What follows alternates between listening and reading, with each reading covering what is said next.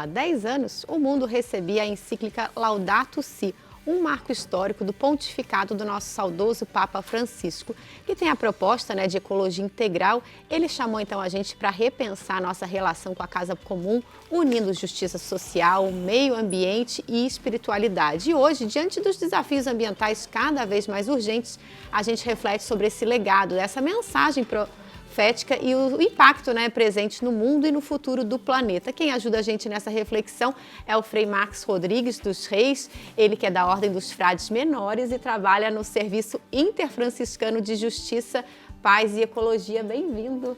Nossa, muito obrigado, estar aqui na casa da mãe com duas pessoas tão amadas, Eu estou muito lisonjeado e a todos que nos escutam dessa família do devoto, minha saudação franciscana de paz e bem. Paz e bem. Queria que o senhor começasse, então, falando com a gente fala sempre de Laudato Si, dessa encíclica que está completando 10 anos, do Papa Francisco, e queria que você contasse, então, o que é para quem está em casa, para entender um pouquinho melhor. Muito bem.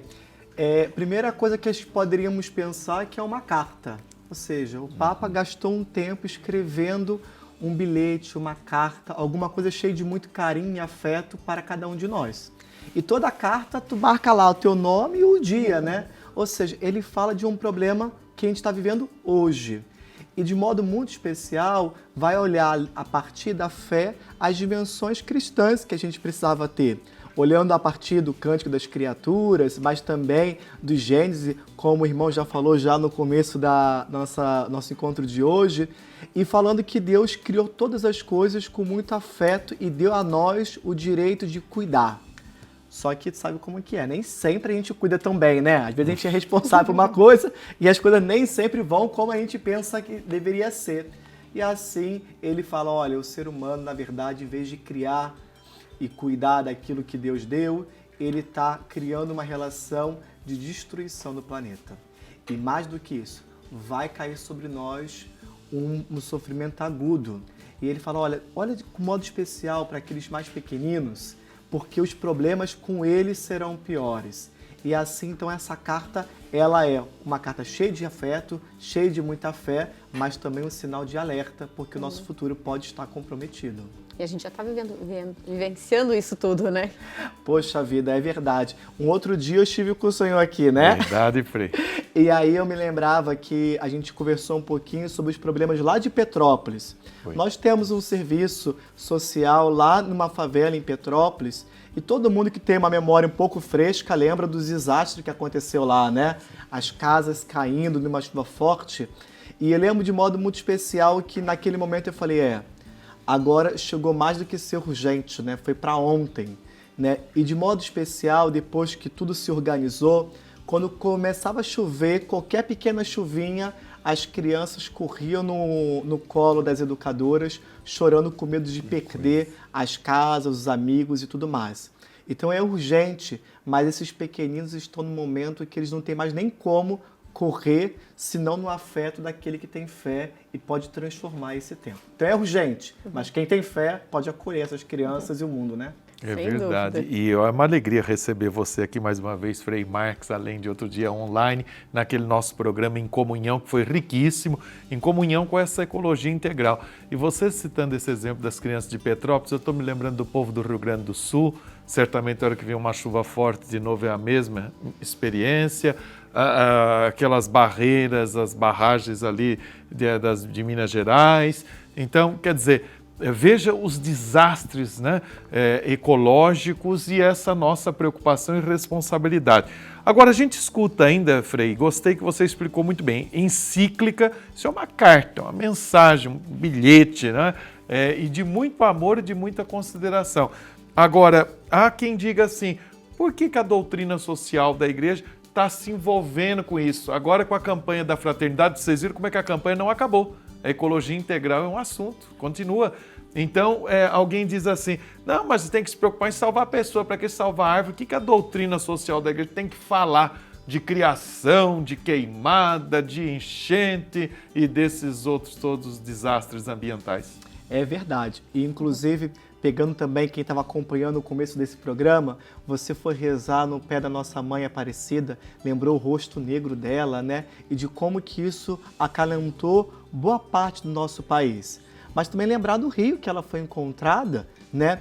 Assim, a nossa fé católica brasileira sempre está cheia de muita água, né? Está cheia de muita montanha, faz parte da nossa realidade, mas faz parte também da nossa natureza. Um dia, quando fenecermos, vamos ser enterrados no chão e vamos fazer parte dessa criação. Mas também, enquanto vivo, nós cuidamos, fertilizamos. Aqui tem muito agricultor nessa região, né? Eles cuidam da terra, nós fazemos parte dessa terra. Mas quem primeiro começou com essa história foi o nosso querido Papa João Paulo II. Ele vai celebrar a Carta Renovarum, que é o início da doutrina social da Igreja, e ele vai falar de uma relação ética com aquilo que nós convivemos, com o planeta que nós convivemos.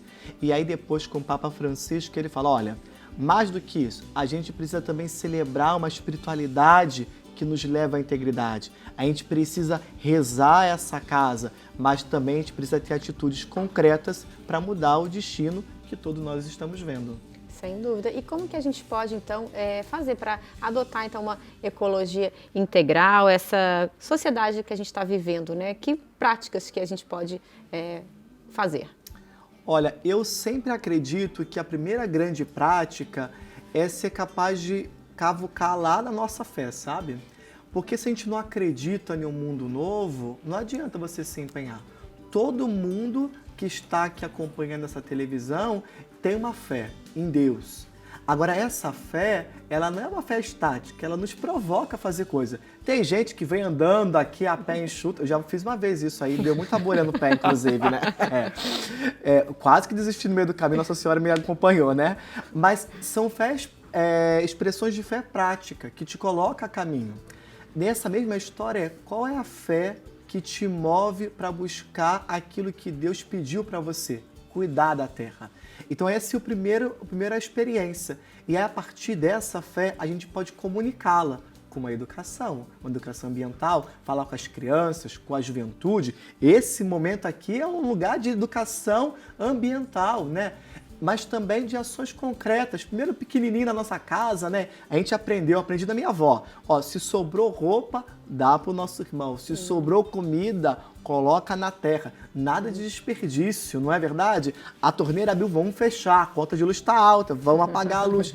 Aprender a viver com sobriedade. A gente não precisa devorar a terra para ser feliz. A nossa felicidade não está nas coisas, estão em Deus. E a partir disso, depois ter atitudes mais robustas, de pensar, olha, será que o que o mundo está discutindo é realmente uma coisa que Deus quer? Será que os projetos que de repente passam nos congressos, será que as coisas que no mundo da tecnologia está em alta, será que é realmente vontade de Deus? Será que ir lá agora querer pegar um pedaço da lua é vontade de Deus? Ou Deus nos quer cuidando dessa terra? Se é isso, aí tem ações concretas de cuidado com a nossa cidade, cuidado com a nossa casa comum, né?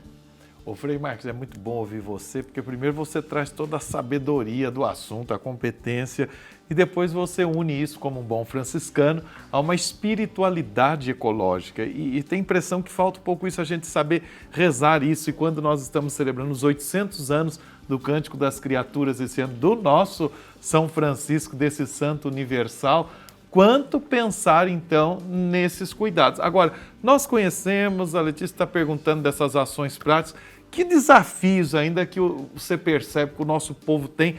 E nessa Semana do Meio Ambiente é mais uma oportunidade de conscientização, aquele projeto que a CNBB também conseguiu junto ao Senado sobre o Junho Verde. O que falta ainda para as pessoas adotarem mesmo essa ecologia integral? Valeu-me Nossa Senhora, né? A gente está no lugar bom para poder falar isso, porque com a proteção de Nossa Senhora a gente vai conseguir, né? Muito ecológico esse lugar também, viu? É verdade, com certeza. Você bem falou, né, irmão? Eu acho que a gente precisa primeiro entender que a gente não está falando de uma brincadeira. Embora a gente fala com devoção e com esperança, porque cristão tem que ter esperança, né?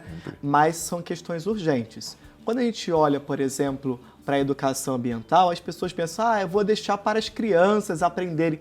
Não, filho, é para você mesmo, né? É para as senhorinhas que rezam um terço nas casas, é para os frades que estão rezando, é para os irmãos que estão proclamando essa devoção à Nossa Senhora, é para você que acompanha esse lugar.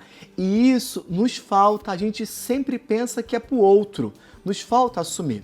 Mas também nos falta perceber um pouco que a nossa Igreja do Brasil tem, um compromisso com o seu tempo. Quando a Igreja do Brasil fala assim, olha, vai ter o Junho Verde e a gente precisa que o país inteiro estude isso, está querendo dizer o seguinte, eu acredito em Cristo e acredito de tal modo que essa terra vai ter uma marca cristã. E eu acho que a grande marca cristã que nos falta é dizer assim, eu não vou aceitar que deflore a terra por desejos econômicos. Eu não vou aceitar que acabe com a vida das pessoas pequeninas porque eu quero uma vida mais cômoda. E mais do que isso, né? Às vezes a gente acredita que projetos grandiosos são para todos e às vezes não é, né? Pensa, por exemplo, agora estão querendo explorar petróleo lá na Amazônia. Tu acha que vai dar, esse dinheiro vai cair no bolso de todo mundo? Não cai. Mas nós somos um povo de fé. E assim como Nossa Senhora, nessa terra, acorreu tanta gente para dar liberdade, essa Nossa Senhora vai interceder por nós para termos uma liberdade cristã nessa terra e sermos exemplo de cristianismo no mundo. Perfeito. É lembrar, né, que a gente tem que exercer o nosso papel de cidadão e lutar por aquilo que não está correto, né? A gente tem falado também aqui na nossa região que estão para instalar termoelétricas em Caçapava e assim, a igreja está junto nessa missão de tentar barrar a instalação dessas termoelétricas aqui, porque a gente sabe o dano ambiental que isso causa. É verdade. Tu sabe que em alguns lugares a gente vive questões bem sérias, como termoelétricas, como exploração indevida de minério. Às vezes a gente tem problema com a exploração de grandes empresas, mas nós temos várias pessoas fazendo grilagem. Essas pessoas são criminosas. Não é como estudar e resolver um processo para o país continuar crescendo economicamente. É gente se aproveitando da boa vontade da gente. Nos últimos dias tem falado da boa fé, né? Vamos acreditar na boa fé de quem explora a terra. Mas boa fé que não prevê o estudo do impacto das relações não pode acontecer, né?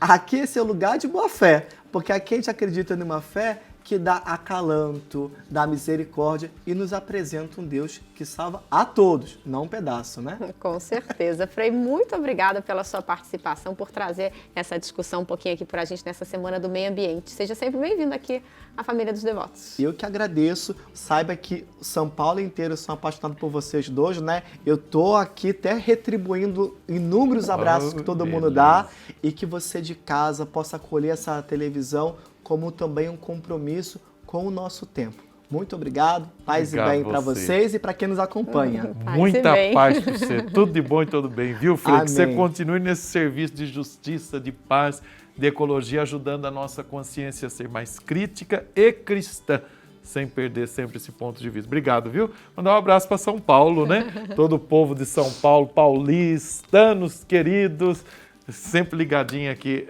conosco. Obrigado, viu, Frei? Obrigado à nossa família dos devotos e obrigado pela audiência da capital paulista. Um abraço para todos aí na capital, exatamente.